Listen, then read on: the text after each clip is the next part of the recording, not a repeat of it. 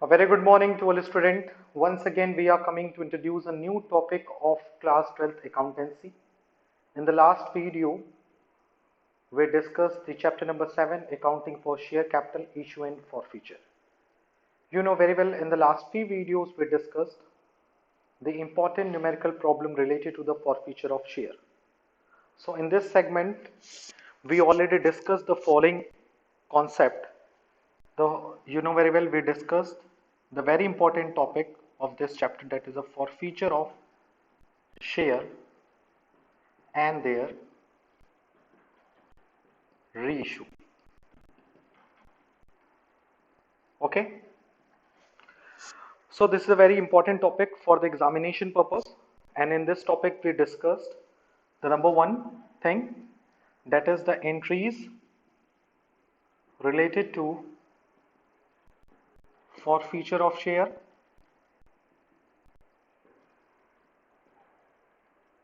and there are basically two situations when we pass the entries related to the forfeiture of share. The first situation is when share are issued at par, and number second when share issued at premium. When any share issued at par, and in this situation you know very well, if there is any forfeiture of share due to the call scenario, so the entry will be share capital account debit to share forfeiture to call scenario. But when share are issued at premium, and in such case when we forfeit the share, in this situation we have to focus on two things. The number one things, premium amount has been received, and number two, when premium amount has not been received. Okay, so first situation ये है कि जहां premium का पैसा हमें मिल जाता है और एक होता है जो प्रीमियम का पैसा नहीं मिलता है. So you know very well when premium amount has been received, so in this situation the entry will be same as the forfeiture of share which are issued at par. So the entry will be share capital account debit to share forfeiture to call scenario, and when any share issued at premium and premium amount has not been received, in this situation the entry will be share capital account debit to share capital account debit security premium debit to share forfeiture to calls in area. After that we discuss the very important topic one by one. You know very well the first practical problem depend on this situation, the second practical problem related to this topic, and the third practical problem which are related to this topic. Thereafter we discussed the very important concept which are related to the forfeiture of share, that is reissue of share. You know very well after the forfeited of share, thereafter we reissued the forfeited share at par or at premium or at discount. You know very well when any share, forfeited share reissued at par, so in this situation the journal entry will be bank account debit to share capital. Number two, when any forfeited share reissued at premium, so in this situation the journal entry is bank account debit to share capital to security premium. And in case of discount, when any share and when any forfeited share reissued at discount, so in this situation the journal entry will be bank account debit security bank account debit share forfeiture account debit to share capital. It means the discount value adjusted through the share forfeiture account. And one more important things to remember regarding when any forfeited share reissued at discount, the discount value cannot be exceed amount left in the share forfeiture account. जब हम share को forfeit करते हैं तो हमें profit होता है और उस प्रॉफिट को हम लोग क्या करते हैं, शेयर फॉरफीचर अकाउंट में क्रेडिट कर देते हैं. और जब उसी शेयर को हम बाद में रीइशू करते हैं, तो at the time of reissue जब हम इसको डिस्काउंट पे रीइशू करते हैं, तो डिस्काउंट पे रीइशू करने पे जो भी हमें लॉस बियर करना पड़ता है वो हम कहाँ से बियर करते हैं, with the help of share forfeiture account. So discount की वैल्यू कभी भी शेयर फॉरफीचर अमाउंट की वैल्यू से ज़्यादा नहीं होगा. ये बात मैंने आपको पहले भी समझाई हुई है कि when any company reissue the forfeited share at discount, so the discount value cannot be exceed from the share forfeiture amount as compared to the share forfeiture account. Okay, and thereafter you know very well, after reissue of share, the balance in share forfeiture account,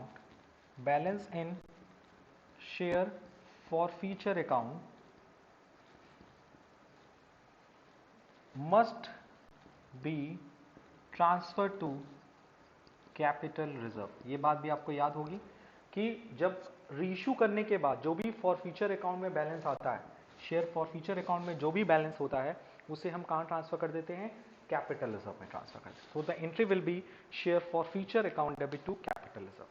but इसमें भी दो case हैं, you know very well. Last video में हम लोगों ने ये भी समझने की कोशिश की कि जब हम शेयर फॉरफीचर अकाउंट से कैपिटल रिजर्व में ट्रांसफर करते हैं, यानी when we transfer the amount from the share forfeiture account to the capital reserve, so it is based on the two specific situation. The two specific situation are, number one, when all the forfeited share are reissued, यानी जब हम पूरा forfeited share reissue कर देते हैं, जब हम पूरा फॉरफिटेड शेयर इशू कर देते हैं, जैसे अभी हम लोगों ने क्वेश्चन सॉल्व किया था परसों के वीडियोस में, कल के वीडियो में हम लोगों ने दूसरा कंडीशन डिस्कस किया था, when all the forfeited share are reissued, in this situation हम लोग कैसे कैपिटल रिजर्व में ट्रांसफर करने वाली वैल्यू निकाल देते हैं, amount transfer to capital reserve, यानी जब सारा शेयर हम लोग क्या कर देते हैं, रीइशू कर देते हैं। सो सिचुएशन में amount transfer to capital reserve आती कैसे है, total forfeited amount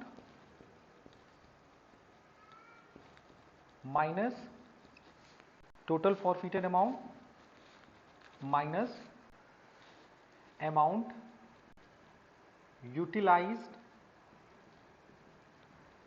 at the time of reissue। Okay, यानी जितना फॉरफिटेड अमाउंट हुआ है हमें फॉरफीचर के टाइम, यानी फॉरफीचर के टाइम सपोज हमें 100 रुपए का प्रॉफिट हुआ है और रीइश्यू के टाइम हमने 10 रुपए का 50 रुपीज का लॉस एडजस्ट कर लिया सपोज। सो सिचुएशन में जो 50 रुपीज बैलेंस बचता है, it will be transfer to the capital reserve. The second case you know very well, the second case is very important, when the case number 2, when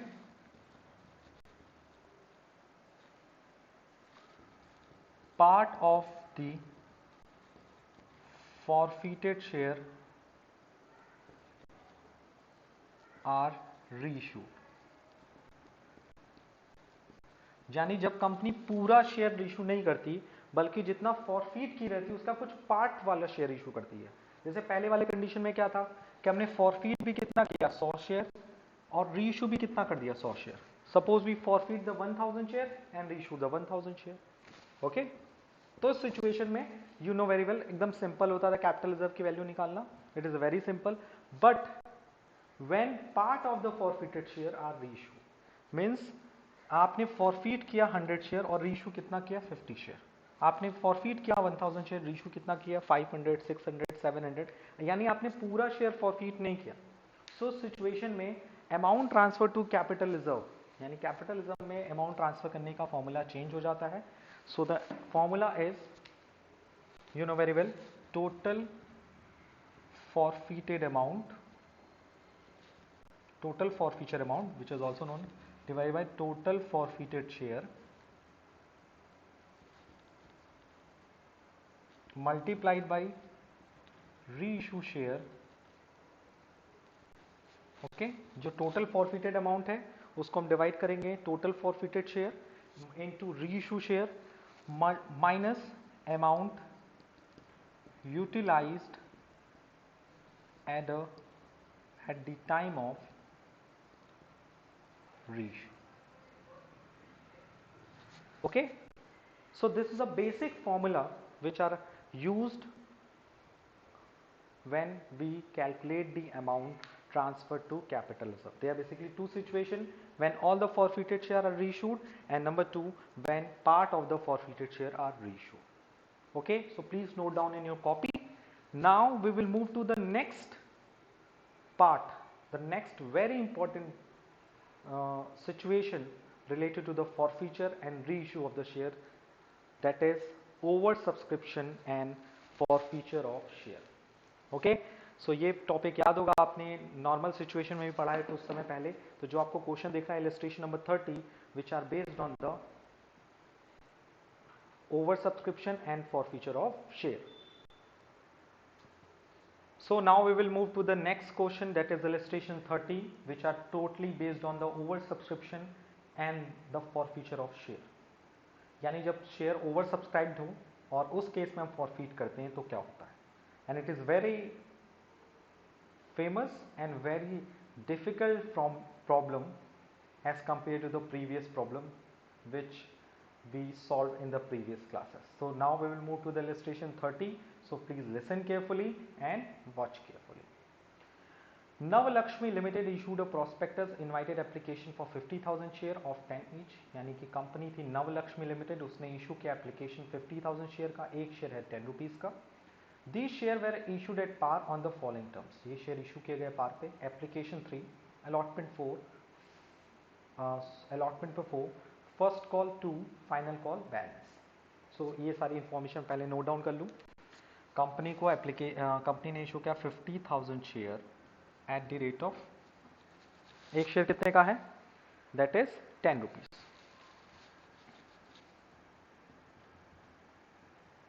okay, the next term is issued at par. Application पे 3, allotment पे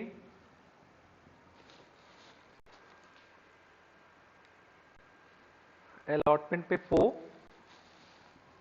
first call पे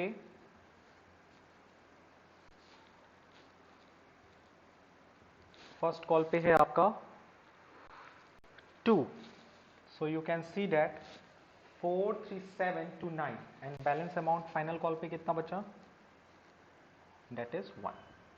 okay, so it is very easy. Total share 10 rupees का था, पार पे issue है, 3 रुपए application पे है, 4 रुपीज अलॉटमेंट पे है.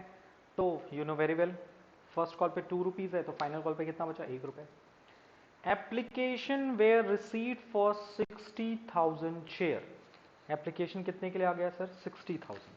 So you know very well, हम ऐसे टेबल बनाते थे, याद होगा आपको भी, ओवर सब्सक्रिप्शन केस में इधर लिखते थे अप्लाइड और इस साइड लिखते थे allotted, to deal with the different problem. Applied कितना हुआ, the applied share is 60,000 and allot आप कितना कर सकते हो, 50,000. शेयर कितना आपके पास अवेलेबल है, 50,000, और कंपनी के पास एप्लीकेशन कितने का है, 60,000. लास्ट लाइन में लिखा हुआ है application were received for 60,000 share. तो हर एक line is very important, each line is very important for the question. So the next, allotment were made on the following basis, and what are the basis, so let's we discuss it. 10,000 shares in full to applicant for 10,000 share in full, यानी जिसने 10,000 share apply किया उन्हें हम लोगों ने full दिया, this is called fully allotment. Next, two applicant for 20,000 share 15,000, जिसने 20,000 share demand किया उसको हमने कितना दिया, 15,000. To applicant for 30,000 share 25,000. So you can count it 10, 20, 30, 30, 50 and 60. So is that clear? 10, 15, 25, 25, 50. So company ने इस तरह से शेयर को अलॉट किया. जिसने 10,000 शेयर मांगा उसे हमने पूरा 10,000 दिया, that is a full allotment. जिस शेयर होल्डर ने 20,000 शेयर डिमांड किया उसको कितना शेयर दिया, that is 15,000. So it is a pro rata allotment for B category, and C category is also known as the pro rata category, that is 30,000 वालों को कितना दिया, 25,000. So इस सिचुएशन में आप लोग देख रहे हो कि जो भी कैटेगरी बनी है B या C दोनों pro rata कैटेगरी है. और pro rata कैटेगरी में you know very well question में भी कुछ बोला है और नहीं बोलता तो भी हम वही करते. क्या कह रहा है, all excess amount paid on application is to be adjusted against amount due on allotment. जितना पैसा एक्सेस मिला है उसे किस पे एडजस्ट कर दो, अलॉटमेंट पे. तो कोई बात नहीं, हम एक्सेस यही निकाल लेते हैं, excess application money, this is a heading excess application money. यहां कोई एक्सेस तो मिला नहीं होगा, यस सर. यहाँ कितना एक्सेस मिला होगा 20,000, 15,000, एक्सेस कितना शेयर हुआ 5,000 एंड एप्लीकेशन वैल्यू कितनी है सिर्फ 3, so the excess application money 15,000. In case of C, 30,000 and 5,000, difference will be 5,000, 3, 15,000. इसका भी एक्सेस शेयर 5,000 आ रहा है, इसका भी एक्सेस शेयर कितना आ रहा है 5,000 एंड एप्लीकेशन मनी कितने से 3. सो बी कैटेगरी वाले शेयर होल्डर्स की भी एक्सेस एप्लीकेशन मनी कितनी है 15,000 और सी कैटेगरी वाले की भी एक्सेस एप्लीकेशन मनी कितनी है 15,000. और ये दोनों पैसा किस पर एडजस्ट करना है अलॉटमेंट पे. Yes sir. Now the share were called and paid except amount of allotment first and final call not paid by those who applied for 2,000 share out of the group applying for 20,000 share. Sir ये क्या लिखा है please read carefully, क्योंकि यही तो question की difficulty level है कि आप इस क्वेश्चन के इंफॉर्मेशन को कैसे ट्रांसलेट करते हो. क्वेश्चन में क्या कह रहा है, the share were fully called, सारा पैसा मांगा गया, application allotment first call final call. आगे कह रहा है the share were fully called and paid up except amount of allotment first call and final call. यानी कि अलॉटमेंट पे, फर्स्ट कॉल पे और फाइनल कॉल पे पैसा नहीं मिला. Those who applied for 2,000 share, arrear हुआ है, कॉल्स इन एरियर. कहाँ कहाँ एरियर हुआ है, अलॉटमेंट पे, फर्स्ट कॉल पे और फाइनल कॉल पे.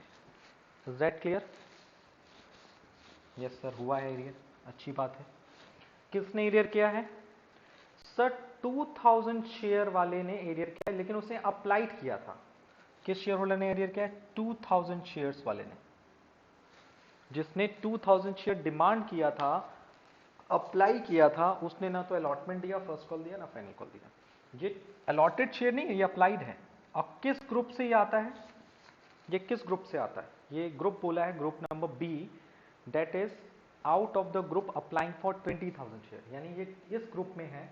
इसी ग्रुप में 20,000 शेयर जिसने डिमांड किया था, उसने ना अलॉटमेंट दिया, ना फर्स्ट कॉल दिया, ना फाइनल कॉल दिया. और फिर आगे क्या लिखा है, all the share on which calls were not paid were forfeited by board of director. 1,000 share forfeited share were reissued as fully paid on receipt of 8 per share. तो ये हम बाद में डिस्कस करेंगे, अभी मैं क्वेश्चन हटा देता हूँ ताकि इतनी सारी चीजें तो क्लियर हो जाए आपको. ओके तो मैं कुछ देर के लिए क्वेश्चन को हाइड कर रहा हूँ क्योंकि स्पेस हमें चाहिए. यही तो वर्किंग नोट है, इसके बिना तो आप कुछ कर नहीं पाओगे. अब आप देखो, कह रहा है 2,000 शेयर्स अप्लाइड किया गया था इस कैटेगरी में से, उसने ना अलॉटमेंट दिया, ना फर्स्ट कॉल दिया, ना फाइनल कॉल दिया. ठीक है, यस सर, यहां तक तो क्लियर है बात कि जिस बंदे ने 2,000 शेयर डिमांड किया था, उसने ना तो अलॉटमेंट दिया, ना फर्स्ट कॉल दिया, ना फाइनल कॉल दिया. अब आप सोचो, जिसने 2,000 शेयर मांगा होगा, क्या उसको मैंने 2,000 ही शेयर दिया होगा? नहीं सर.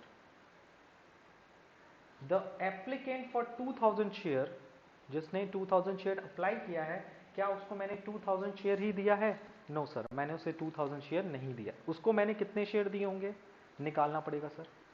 सो और वो किस ग्रुप में से आता है ये भी ध्यान रखो, वो इस ग्रुप में आता है.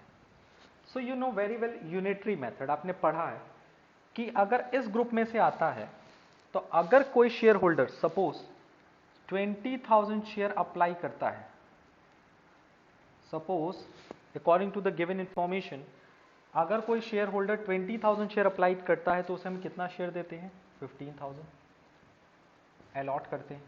It means applied for 20,000 share, company allot only 15,000 share. So इस सिचुएशन में देखो कि अगर कोई बंदा 2,000 शेयर अप्लाई करता तो उसे कंपनी कितना शेयर देती? सर कैलकुलेट कर लेते हैं. How? 15,000 divided by 20,000 multiplied by 2,000. So how will you calculate the allotted share? Over subscription के केस में अगर आपको अप्लाइड से अलॉटेड निकालना है, अलॉटेड से अप्लाइड निकालना है, तो इस सिचुएशन में आप ये फॉर्मूला यूज कर सकते हैं. ठीक है. सो कितना शेयर उसको मिला होगा 1500, यानी अगर उसने अप्लाइड किया होगा 2000 शेयर तो उसको मिला कितना होगा 1500 शेयर। आप खुद सोचो ये जो 2000 शेयर जिसने एरियर किया है वो किस ग्रुप से बिलोंग करता है? क्या उसको पूरा पैसा मिला होगा? क्या उसको पूरा शेयर मिला होगा जितना? नहीं सर, उसने अप्लाइड किया है 2000 शेयर तो 1500 शेयर उसको क्या मिला होगा? अलॉट किया गया होगा। यस सर, उसे सिर्फ 1500 शेयर अलॉटमेंट मिला होगा। तो उसने एरियर किस पे किया क्या? First call final call allotment पे। अब सर ये भी आता है कि जिस बंदे ने एरियर किया अलॉटमेंट पे उसका अलॉटमेंट पे एडवांस भी होगा, ये देख लो। हाँ सर ये भी सही है। तो इन सारी चीजों को देखते हुए आप कैलकुलेशन करोगे। क्या कैलकुलेशन करोगे? बेसिकली जब एरियर होता है तो अगर बंदे ने 2000 शेयर पे 3 रुपए दिया होगा तो उसने कितना कंपनी को दिया होगा? 6000 रुपीज। अप्लाइड किया होगा 2000 शेयर पे, एप्लीकेशन मनी कितना दिया होगा? 6000। बट उसका एक्चुअल कितना बनता है? एक्चुअल एप्लीकेशन मनी, उसका एक्चुअल एप्लीकेशन बनता है 1500 टू 3, यानी कि 4500। ओके, सो बताओ उसका excess money adjust with allotment, allotment पे उसका पैसा कितना एडजस्ट होगा? अलॉटमेंट पे उसका पैसा एडजस्ट होगा 1500, यानी उस बंदे का 1500 रुपए अलॉटमेंट पे एडजस्ट होगा। हाँ सर ये क्लियर हुआ? ये याद रख लो। ये चीजें अभी बहुत बड़ी लग रही हैं लेकिन इन फ्यूचर आपके लिए बहुत छोटी होंगी। सिंपल सी बात है, 2000 शेयर जिसने अप्लाई किया उसने allotment first call final call नहीं दिया, तो 2000 शेयर तो अप्लाई किया है ना, कंपनी ने उसको कितना शेयर दिया होगा? उसको कंपनी ने दिया होगा only 1500 share. Is that clear? अब उसने first call final call allotment नहीं दिया तो फर्स्ट कॉल फाइनल कॉल पे तो उसका कोई एक्सेस नहीं है ना। प्लीज योर कॉमन सेंस, क्या उसका फर्स्ट कॉल और फाइनल कॉल पे कोई पैसा एडजस्ट हुआ होगा? नहीं हुआ होगा सर। उसका पैसा किस पे एडजस्ट हुआ है? ओनली अलॉटमेंट पे। तो जब वो अलॉटमेंट पे एरियर करेगा, अलॉटमेंट पे हम कितना उससे डिमांड करेंगे? 1500 मल्टीप्लाइड बाई 4, उससे हम कितना डिमांड करेंगे? 6000। ऑन अलॉटमेंट हम उससे कितना डिमांड करेंगे? 1500 इंटू 4, 6000 रुपए डिमांड करेंगे। उसका पहले से कितना मेरे पास पड़ा हुआ है? 1500। तो वो कितना एरियर किया होगा अलॉटमेंट पे? Calls in arrear on allotment कितना होगा? ओनली 4500। क्या फर्स्ट कॉल और फाइनल कॉल पे भी उसका पैसा एडजस्ट है? नहीं सर। तो यहाँ डायरेक्ट निकाल लो, 1500 इंटू 2, 3000 फर्स्ट कॉल पे एरियर होगा, 1500 इंटू 1, 3000 1500 उसका फाइनल कॉल पे एरियर होगा। ये मैंने एरियर की अमाउंट निकाल ली, ज्यादा टिकड़म करने की जरूरत ही नहीं है आपको। क्लियर? एक बार मैं फिर समझाता हूं। जो लाइन लिखी थी कि 2000 शेयर जिसने अप्लाई किया था उसने allotment first call final call का पैसा नहीं दिया, और ये 2000 अप्लाइड वाले किस ग्रुप से आते हैं? ग्रुप नंबर बी, 20,000 वाले ग्रुप से आते हैं। इतना क्लियर दिया था तो मेरा दिमाग खुल जाएगा कि सर अप्लाइड दिया है, जबकि हम लोग एरियर किस में मांगते हैं? अलॉटमेंट पे, अलॉटेड, जितना शेयर हम अलॉट करते हैं। आप देख लो यहाँ अलॉटमेंट लिख लो या अलॉट लिख दो, सेम बात है कि जब हम 20,000 शेयर मांगने में 15,000 देते हैं तो उसने 2,000 शेयर मांगा होगा तो मैंने उसको कितना शेयर दिया होगा? 1500 दिया होगा। तो हम उसे अलॉटमेंट पे कितने रुपए 1500 शेयर पे पैसा मांगेंगे। फर्स्ट कॉल पे कितने रुपए पैसा मांगेंगे? 1500। फाइनल कॉल पे कितने पे शेयर पे पैसा मांगेंगे? 1500।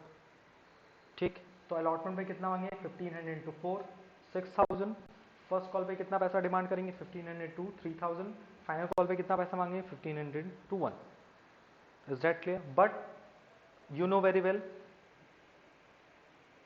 कि इस बंदे का कुछ एक्सेस भी होगा अलॉटमेंट पे, क्योंकि ओवर सब्सक्रिप्शन के केस में प्रोराटा अलॉटमेंट, ये प्रोराटा में आ रहा है ना, ये पीस 2000 शेयर मांगा है उसको मैं 1500 दे रहा हूँ प्रोराटा में, तो प्रोराटा केस में जितना वो एक्सेस पैसा हमको देता है वो पैसा उसका किस पे एडजस्ट होता है? अलॉटमेंट पे। तो अलॉटमेंट पे ऑलरेडी उसका कितना रुपए एडजस्ट है? 1500 रुपए, यानी 6000 मांगा होगा, कंपनी मांगी होगी 1500 रुपए वो पहले से दे के बैठा होगा ना, यानी उसका एरियर कितना बनेगा फर्स्ट कॉल पे? Use your common sense, arrear बनेगा 4500 रुपए। सो अलॉटमेंट पे एरियर कितना है? 4500। फर्स्ट कॉल पे एरियर कितना है इस पे, आप इसको और अच्छे से समझ लो। यहाँ पे आप खुद देखो 2000 शेयर किसी ने डिमांड किया, कंपनी ने उसको कितना शेयर दिया 1500, तो बताओ कितने शेयर पे वो एक्सेस पैसा दिया होगा 500 शेयर पे। एक शेयर पे एक्सेस कितना बन रहा है 3 रुपए, तो 500 शेयर पे एक्सेस कितना बना होगा 1500 रुपए। ये 1500 रुपए उसने जो एक्सेस दिया है, you know very well excess application money किसके साथ एडजस्ट हो रही है, अलॉटमेंट पे। अलॉटमेंट पे उसका कितना रुपया एडजस्ट है 1500, यानी वो पहले से 1500 रुपये अलॉटमेंट पे दे बैठा हुआ है। तो 6000 हम उससे मांगते हैं अलॉटमेंट पे, पहले से वो कितना दे के बैठा हुआ है 1500 रुपये, हम उसको कितना रुपए देंगे 4500 रुपये। सॉरी कितना एरियर मानेंगे 45, पूरा 6000 एरियर नहीं मानेंगे। 6000 तो मैंने उससे मांगा, लेकिन मुझे पता है कि वो शुरू में ही एप्लीकेशन पे ही उसने 1500 रुपये मुझे दे के बैठा हुआ है, तो उसका अलॉटमेंट पे एरियर कितना बनेगा 4500 रुपये। प्लीज इस बात को बार बार प्ले करके समझ लेना, जो मैं बोल रहा हूं बार बार प्ले करके देखना, क्योंकि ये ही ओवर सब्सक्रिप्शन का फॉरफीचर का कंडीशन है। ये अगर समझ में आ गया तो सब समझ में आ गया, नहीं समझ में आया तो फिर मैं हूं। ये एडवांस वो दे के रखा हुआ है एक्सेस मनी ये वाला, यानी इस 15,000 में 1500 रुपये इंक्लूड है, ये भी समझ के रखिए। क्योंकि वो 20,000 में ये 2000 इंक्लूड है, 15,000 में ये 1500 इंक्लूड है, क्योंकि वो उसी ग्रुप से तो बिलोंग करता है। ये जो एरियर किया है जिस बंदे ने, वो किस ग्रुप से बिलोंग करता है, इस ग्रुप से। Is that clear? एंट्री क्या होगी सर? मैं शुरू की एंट्री कुछ बता देता हूं, और नेक्स्ट वीडियो में इसकी पूरी मैं फुल सॉल्यूशन आपको प्रोवाइड करूंगा। Okay sir. सो मैं कुछ स्टार्टिंग की एंट्री बता देता हूँ, बाकी एंट्रीज आप घर पे प्रैक्टिस करना, और फिर नेक्स्ट वीडियो में जब इसका पूरा सॉल्यूशन मैं प्रेजेंट करूंगा तो उस चीज को, ये मैं बार बार इसी चीज पे फोकस इसलिए कर रहा हूँ, it is very important topic, over subscription and forfeiture of share. Okay, so now we will move to the entry. इसको नोट डाउन कर लेना कॉपी में, कोई भी हिंट आपको काम दे सकता है समझने के लिए। ओके, सो एंट्री पे हम मूव कर रहे हैं।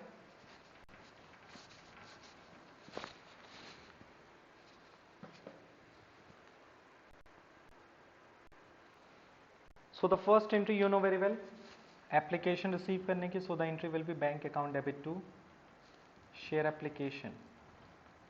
एप्लीकेशन कितने पे रिसीव हुआ है 60,000 और 50,000? सर 60,000 पे एप्लीकेशन आया, 60,000 multiplied by 3, application money 3। Okay,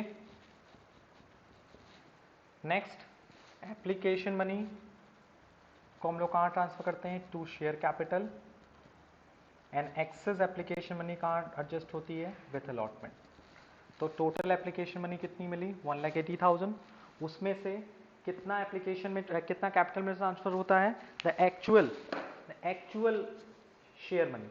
actual कितना है कंपनी पास 50,000 मल्टीप्लाइड बाई 3, 1,50,000 कहाँ जाएगा कैपिटल में, और जितना एक्सेस पैसा है कंपनी ने, कितना एक्सेस पैसा एप्लीकेशन में रिसीव किया है 15,000, 15,000, 15,000 on category B and 15,000 on category C, that is 30,000। Okay, yes sir, clear. अब फिर जब कंपनी अलॉटमेंट कॉल करेगी, share allotment to share capital, ठीक, तो कितना डिमांड करेगी 60,000 पे भी 50,000 पे। सर अलॉटमेंट कितने पे कॉल्ड होगा 50,000 पे, 60,000 पे कॉल्ड नहीं होगा, 2 लाख। और फिर कंपनी क्या करेगी, अलॉटमेंट रिसीव करेगी। अलॉटमेंट रिसीव करने पे ही थोड़ा सा दिमाग लगाइएगा आप लोग। When company receive allotment, so the entry will B number 4, bank account debit calls in area debit to share allotment, but you know very well allotment पे कितना मांगा है आपने 2 लाख रुपीस, पहले से कितना मिल चुका है 30,000, पहले से एक्सेस कितना मिल चुका है 15,000 एंड 15,000, 30,000 ऑलरेडी मिल चुका है ना, तो कंपनी को कितना मिलेगा 1,70,000, 2 लाख माइनस 30,000। याद रखिएगा ये चीज, in case of over subscription आप जानते भी हैं कि जब हम अलॉटमेंट पे कोई पैसा एक्सेस एडजस्ट होता है, तो at the time of receipt of the allotment money, जितना पैसा ऑलरेडी पहले से मिल चुका है, एडजस्ट हो चुका है, उतना कम मांगते हैं। बट जब हमने अलॉटमेंट पे 1,70,000 मांगा, तो उसमें भी हमें एरियर हो गया कितना 4,500 रुपए, ठीक है, 6,000 नहीं 6,000 जो 1500 है वो ऑलरेडी इसमें इंक्लूड है, मैं बार बार बता रहा हूँ. सो एरियर कितना होगा 4500. टोटल एरियर होता 6000, बट उस शेयर होल्डर ने ऑलरेडी 1500 रुपये कंपनी को दे के बैठा हुआ है. सो कंपनी के लिए एरियर कितना होगा 4400. So the arrear on allotment that is 1,65,500. So don't worry, आज के लिए इतनी एंट्रीज आप रख लो. नेक्स्ट वीडियो में I will come with the whole solution, because you know very well accounting problems काफ़ी बड़ी होती हैं और इनको एक बोर्ड पे करना पॉसिबल नहीं है. और यू नो वेरी वेल इस क्वेश्चन की कॉम्प्लेक्सिटी इतनी ज़्यादा हाई है कि एक वीडियो में या एक दिन में इस टॉपिक को समझना भी पॉसिबल नहीं है. So that's why you will note down all the things in your copy and solve this question up to the allotment. And in the next video I will come to solution with the solution of first call and final call. Again we will talking about the forfeiture and reissue of this question. ठीक है, अगर खुद से आएगा तो खुद से solve करिएगा. ठीक, so please note down. So I hope today we cleared all the topics very easily. आज के लिए इतना ही. Thank you, thanks a lot.